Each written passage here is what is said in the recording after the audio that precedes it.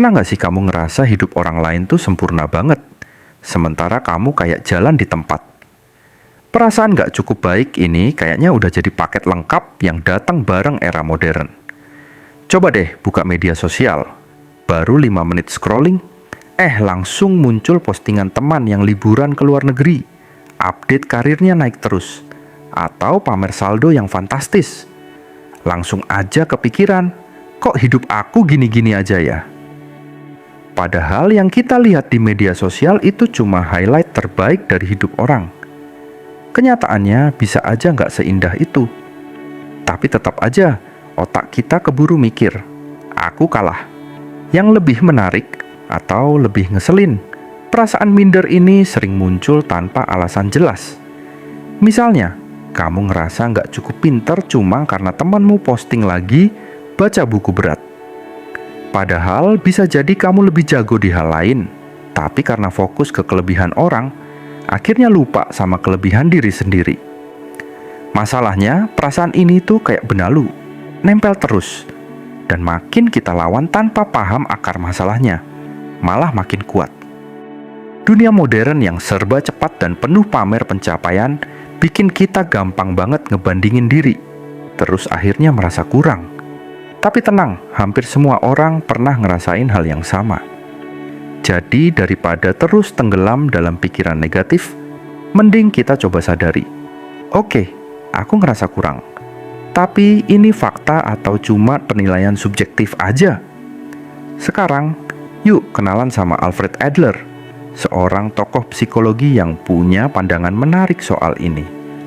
Menurut Adler, hidup kita itu nggak ditentukan sama masa lalu atau trauma yang pernah kita alami.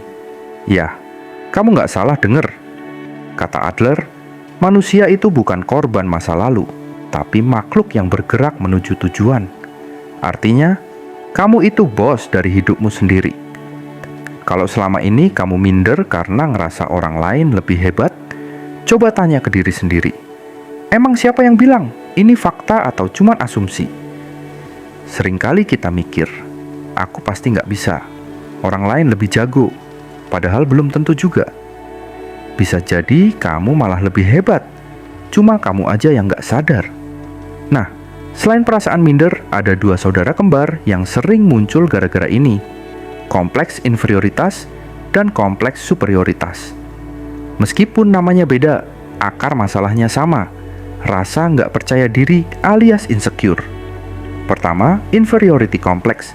Ini tipe orang yang suka bilang, aku nggak bisa sukses karena aku nggak sekeren dia, atau aku gagal karena aku nggak punya bakat.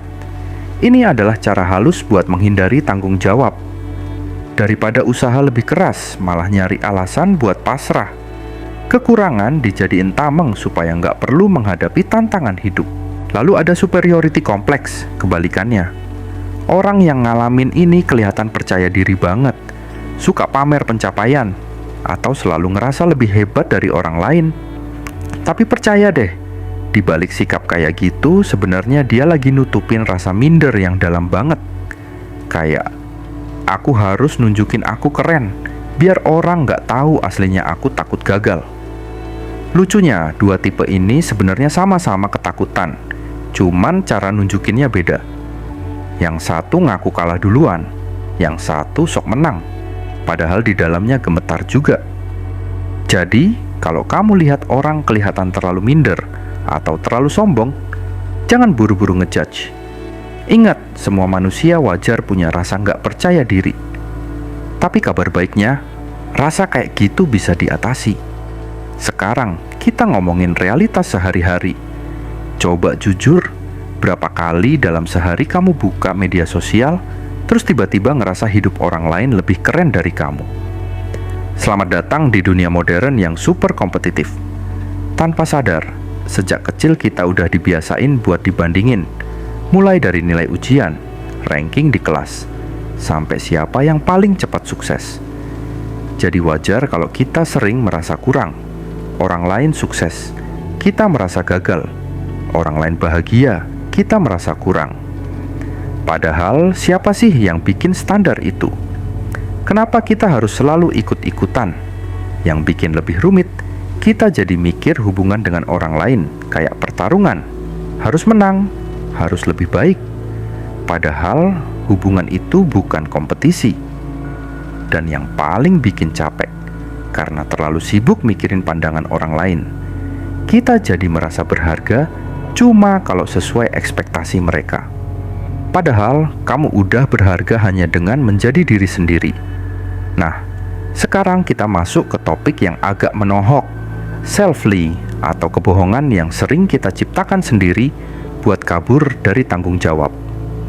Contohnya, aku nggak bisa bahagia karena orang-orang di sekitarku nggak mendukung, atau aku nggak mungkin sukses karena aku nggak sepintar dia. Itu cuma cerita yang kita buat sendiri supaya ada alasan buat nggak melangkah. Kita mikir orang lain tuh penghalang kita maju, padahal yang ngerem itu diri kita sendiri. Tapi tenang, ini bisa dikalahkan. Caranya, pertama, berani jujur sama diri sendiri. Akui bahwa kamu sebenarnya bisa berubah dan maju kalau mau. Jangan terus-terusan cari alasan buat diam di tempat. Percaya deh, setiap orang punya kekuatan buat berubah, termasuk kamu. Jadi mulai sekarang, coba perhatiin apa aja kebohongan yang sering kamu bisikkan ke diri sendiri.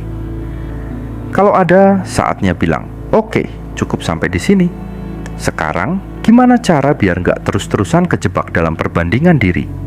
1. Sadari dan kenali pola perbandingan diri. Coba perhatiin, kapan sih kamu paling sering bandingin diri? Lagi scroll Instagram, nongkrong sama temen, atau lihat orang lain posting pencapaian? Setelah tahu polanya, kamu bisa langsung sadar pas mulai bandingin diri. 2. Tantang asumsi tentang inferioritas. Misalnya muncul pikiran, "Ih, dia keren banget, aku apa?" Langsung tanyain ke diri sendiri, "Emang bener aku nggak cukup? Buktinya apa?" Ingat, semua orang punya timeline hidup masing-masing.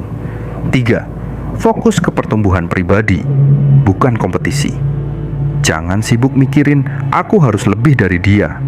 Tapi pikirkan, "Aku harus lebih baik dari aku yang kemarin." 4.